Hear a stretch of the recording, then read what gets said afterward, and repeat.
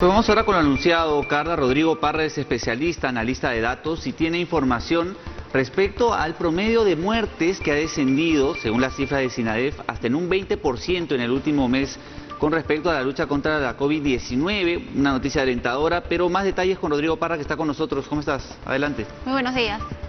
Buenos días, Carla. Gracias por la invitación. Muy bien, Rodrigo. En primer lugar, hay un descenso en esta curva de un 20%, según las cifras, aproximadamente en el promedio de muertes diarias. ¿Quiénes, según la data que manejas, están, de cierta manera, en qué sector está mejorando esta cifra, por así decirlo? ¿En algunos grupos por edades, en algunas regiones? ¿En dónde se ve una mejora según la información que manejas? Si lo vemos por edades, la mayoría, todos los grupos etarios, mejor dicho, están en descenso.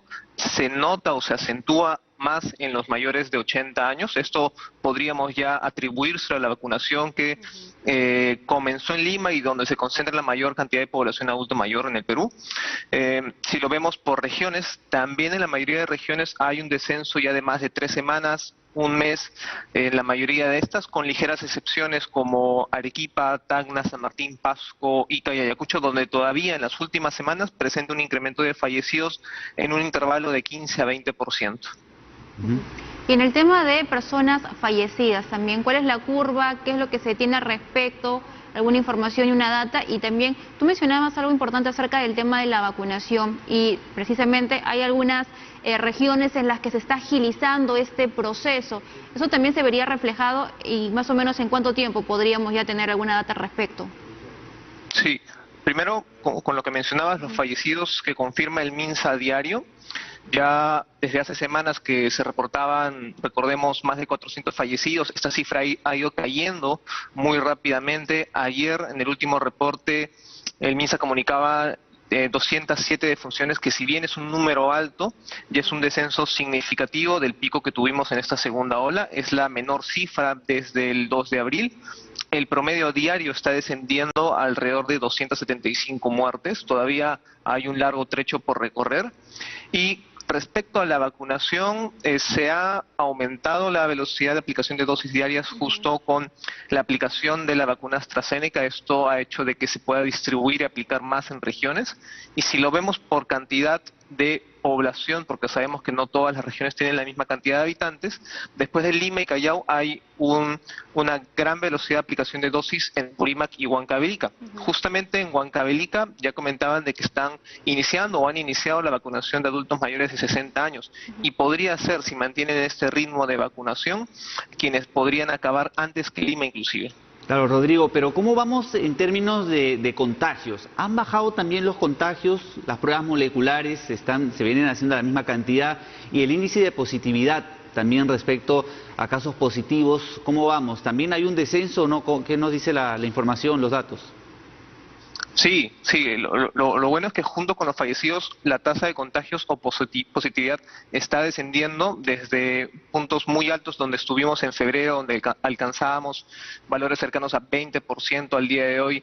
La positividad por pruebas moleculares es de 10% y en Lima incluso estamos alrededor de 7%. El punto más bajo en el que estuvimos en toda la pandemia fue de 5% en el mes de noviembre y ya son 4 semanas que mantenemos este descenso constante y esperamos se sostenga. Estamos precisamente, Rodrigo, en un proceso electoral y hemos visto que en algunas oportunidades, sobre todo en la primera vuelta, ha habido aglomeración de personas. ¿Esto se ha visto evidenciado en las cifras? Afortunadamente no ha habido un impacto en las cifras ni de contagios, ni fallecidos, ni después de Semana Santa, ni después de las elecciones de primera vuelta. Espero también que no se vea reflejado de acá a 2 semanas debido al movimiento de último sábado por el Día de la Madre, ni tampoco en la segunda vuelta.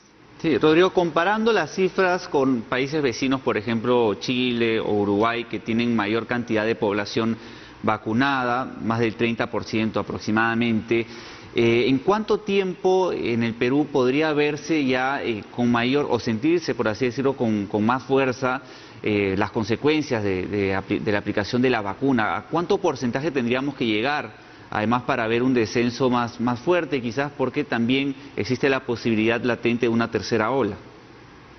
Sí, tenemos que partir que la población más afectada o los que más fallecen son los adultos mayores, siempre a lo largo de la pandemia, y para lograr una disminución de la curva de fallecidos de adultos mayores, según lo que se ha visto en otros países como Chile, tendría que aplicarse la vacuna al menos primera dosis al 80% de este grupo.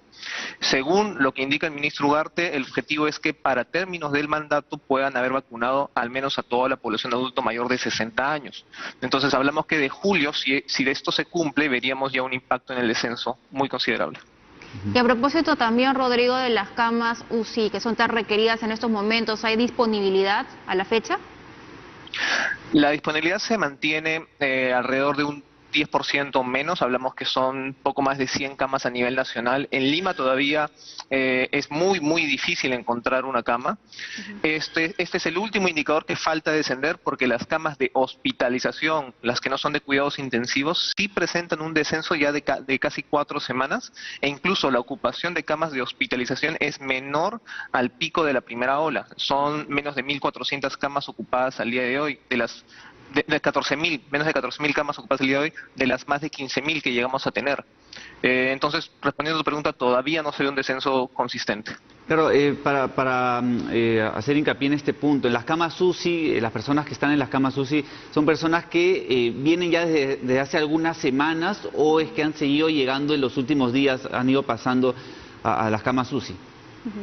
Esa es una buena pregunta. Justamente en las últimas semanas se ha visto una disminución de la ocupación, no hay un aumento, entonces no es que más personas estén ingresando a ocupar estas camas UCI, se está manteniendo la misma cantidad y ya la nueva ocupación se está reduciendo en ese sentido.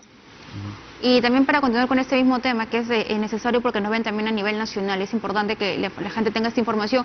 ¿En qué regiones sí hay disponibilidad de camas UCI? En muy pocas, sinceramente, en Madre de Dios, en Loreto, en Piura, en Lambayeque, en Cusco, pero hablamos que el porcentaje de disponibilidad es de 15-20%, que esto para las regiones puede representar 10-20 camas UCI. Entonces, todavía a nivel generalizado, todavía no hay un descenso sostenido. Rodrigo, finalmente, para culminar la entrevista, considerando las cifras, los datos que manejas en otros países, sobre todo en Europa, que siempre estaba adelante con el comportamiento del virus, ¿en cuánto tiempo aproximadamente podría darse una tercera ola, según algunas proyecciones? Si basándonos estrictamente en lo que ha pasado en Europa, podríamos hablar de 2 meses como un promedio de tiempo para una tercera ola. Pero esto se puede acelerar debido a las nuevas variantes que estamos viendo a diario, que una de ellas es la India, que ya está presente en Argentina. Esto podría acelerar el proceso o la llegada de una tercera ola. Listo. Muchas gracias. Muy amable ha sido Rodrigo Parra, analista de datos. Importante estas precisiones para tener un panorama mucho más claro de lo que se viene sucediendo respecto a la COVID-19 y las acciones que se tienen que tomar al respecto.